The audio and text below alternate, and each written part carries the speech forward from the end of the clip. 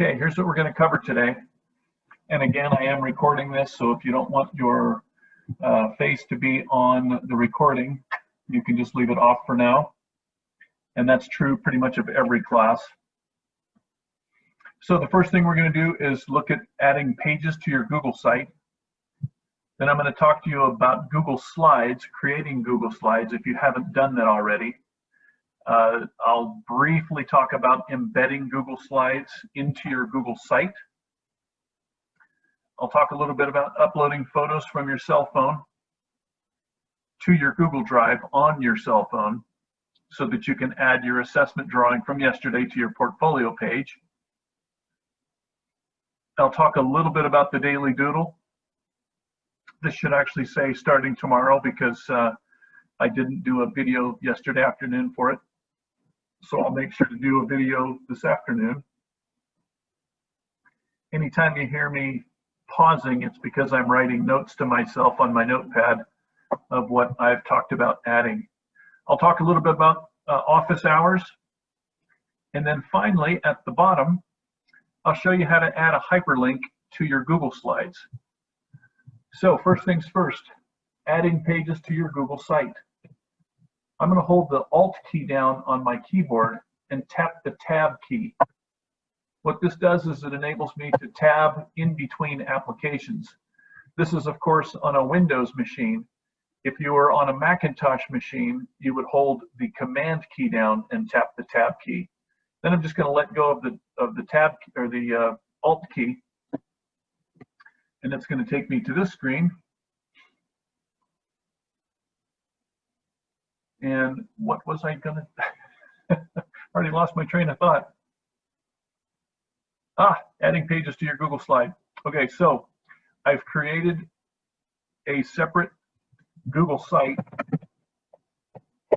for third period specifically, and I've called it Trojan Art 3.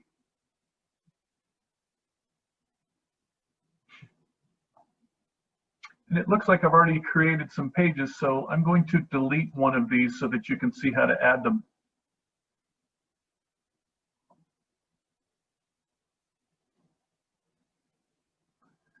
Okay, so when you come into Google Sites, if you just click one time on the address bar and type in sites.google.com, let's do it again so that you can see.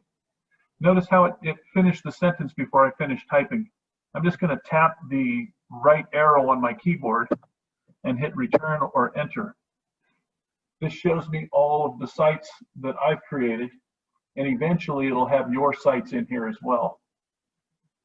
So once again, I'm just going to tap on Trojan Art 3, and this will be the example site for this classroom.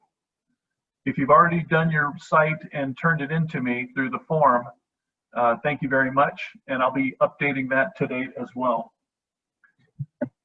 Student websites, and I'll show you what that looks like in a little bit. So the way that you add pages, over here on the right-hand side, click on Pages, and then down at the bottom, select New Page. Just click that plus. I'm going to type in Contact and hit the return key.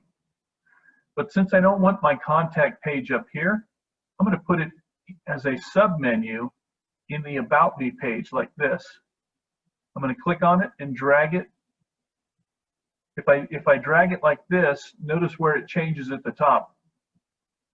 It's still not underneath here. So what I want to do is I want to click on it and drag it until it's selected like this. See the line there? But this one's completely surrounded, so I'm going to let it go here. Notice how it's down here. It's also no longer up here, but it's down here. So this is a sub-menu. Every time you make a change to your website, I want you to publish it. You have to click Publish again. And then if you want to see what your website looks like, down here at the bottom, click on the View button. Here's the difference between these two, and I've said this before and I'll continue to say it. Whenever you see the tools over here, this is in the edit mode. But after you've published and previewed it, all the tools are no longer here. This is the site that's available to anyone with a sandy.net email address or a student login with stu.sandy.net. That's the only places these are available. So I close that one. I'm going to go back to my slideshow by holding the Alt key down and tapping the tab again and going back to my agenda. What that enables me to do, that Alt tab, is it enables me to have things full screen and still transition back and forth between them. So creating Google Slides. I will do a video on this and post it this afternoon. If you haven't done Google Slides yet, what we're going to do is we're going to create Google Slides and we're going to embed it on your Google site.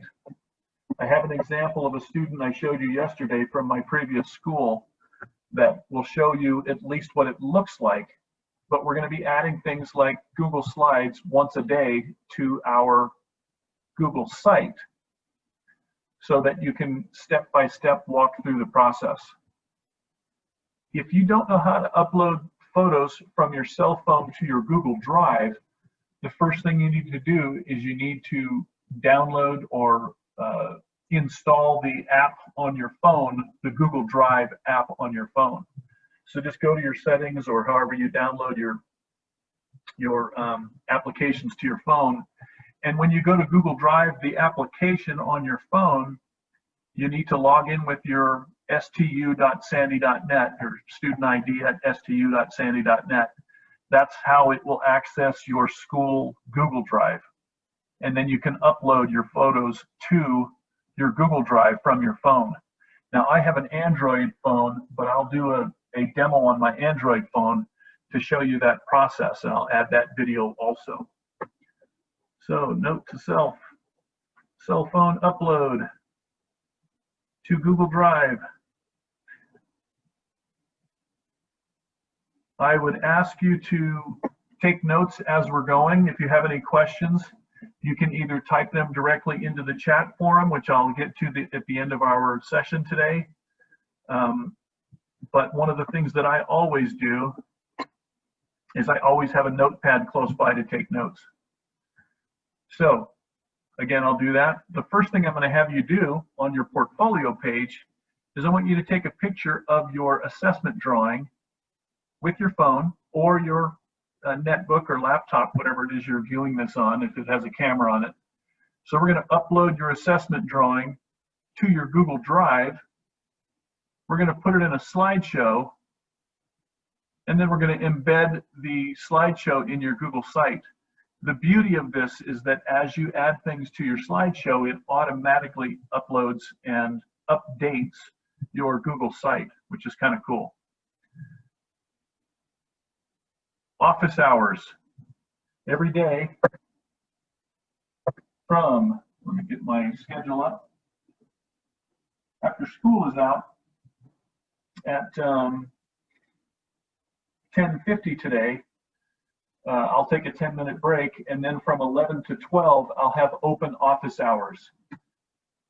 And if you notice on here, wish this menu wasn't always in the way.